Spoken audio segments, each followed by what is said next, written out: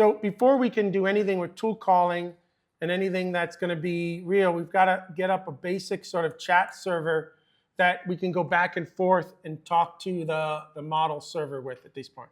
Again, we could use it with the SDK.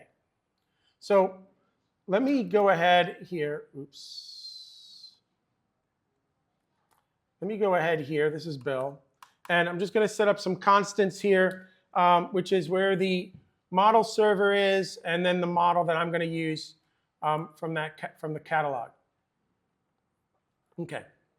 Now, I always sort of like hitting the wrong buttons. I always sort of like setting up all these little programs with a run function. That way, main can just log any error, and I don't have to be worrying about missing an error or anything like that. This is a basic setup that I use for everything that I do. If I do this again, it'll kill me. OK.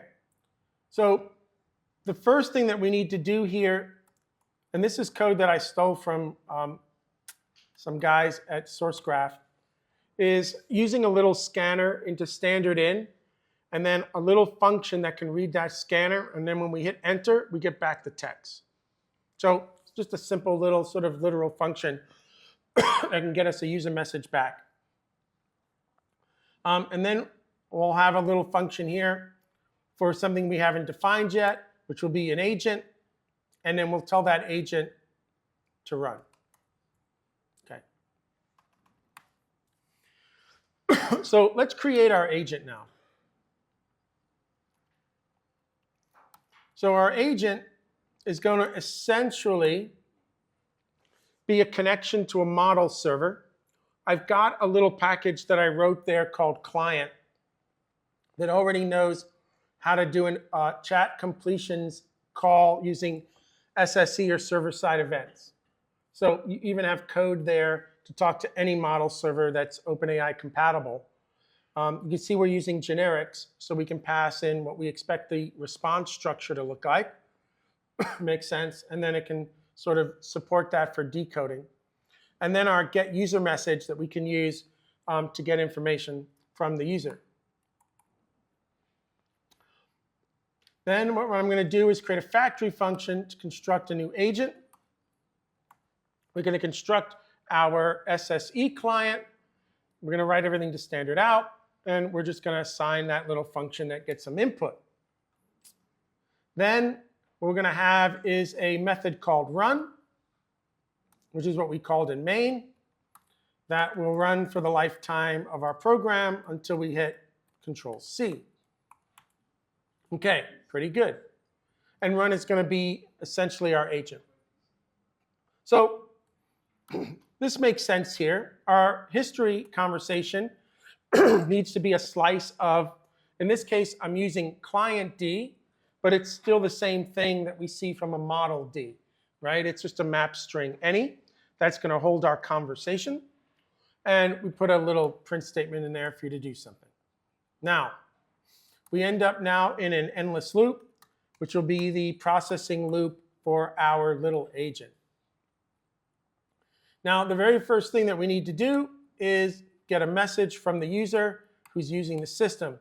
These little escape sequences allow me to use different colors on the terminal so we can visually see who's doing what.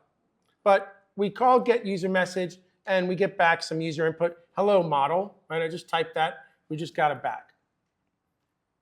Now, I'm going to add this input that we just got out of the user. I'm going to add it to that slice of conversation. That conversation slice is our message history. And this client, our agent, is maintaining that message history because we can't really maintain that on the model server. We're saying role is the user, and that first message is the user input. We then form our client D input. This is everything that we need to pass to the model. We're going to say what model we're using. Here is the messages that we currently have stored in terms of our context window will be based on this. We're going to use I still haven't talked to you about what temperature top P and top K is. We're going to keep going. And then I'm going to tell the model server that I want it to stream the results back. Now, when you're using the SDK, you don't need to do that because you're going to choose the chat streaming API. But when it comes to the model server, if you specify stream true, then it will send it back to you over that SSA protocol, SSE, sorry. If not, you just wait for the whole response to come back. Okay.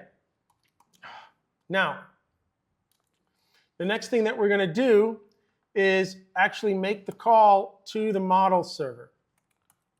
So, going to just print some stuff out. We're going to get a channel, a buffer of 100.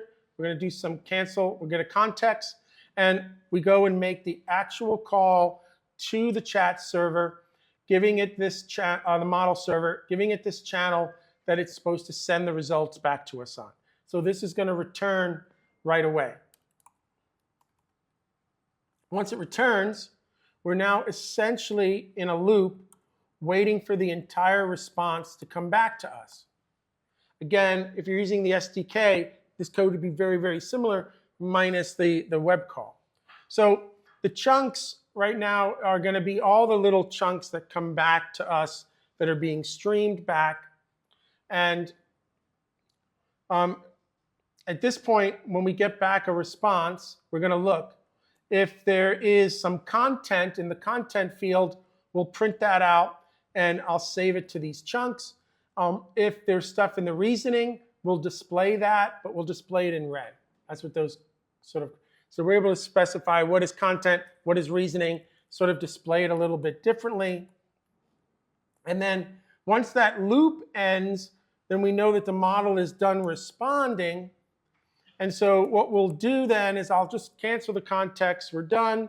And then what I'm going to do here is take the entire response that came back from the model and put it back into our conversation under the role of assistant. This app is maintaining the full context of the conversation. So by the time we're done with this first question, we displayed the output, we added that back into the conversation. When we come back and ask a follow-up question, well, it's going to be in this slice, and that's what we're going to be passing. So this program will just continue to add the back and forth and send it to the model to have that state. So I'm going to now run this program here. This will be Bill. Let's just run it.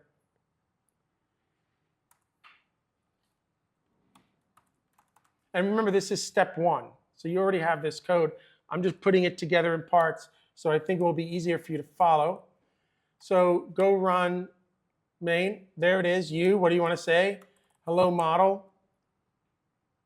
We're waiting for the model. There it is. We just got back some content.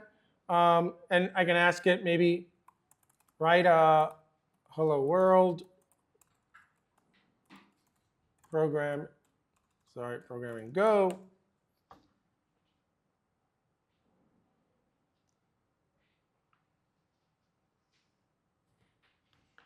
It's chugging along. You would think that would be faster. Here it is. All right, pretty cool, right? So we've got the very beginning of a chat agent now. We can have a back and forth with the model. We can maintain, and I know the history is being maintained because I should be able to just say, how about one in Rust now? That's all I'm giving it. So it should be able to look at the message history that we have and then say to itself, oh, okay, and they must be talking about the program that I just wrote. Let me do one in Rust. There, and it did in Rust.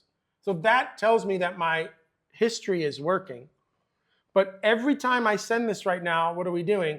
We're getting a slot, we're clearing the KV cache, decoding everything, and then clearing it again, right? And so we have to decode everything every time. The longer this conversation goes on, the more work it's going to be to get back to where we are. I haven't talked about optimizations we can do in Kronk yet, but that's fine, we're here. Okay, this is step one. We now have the basics of an agent.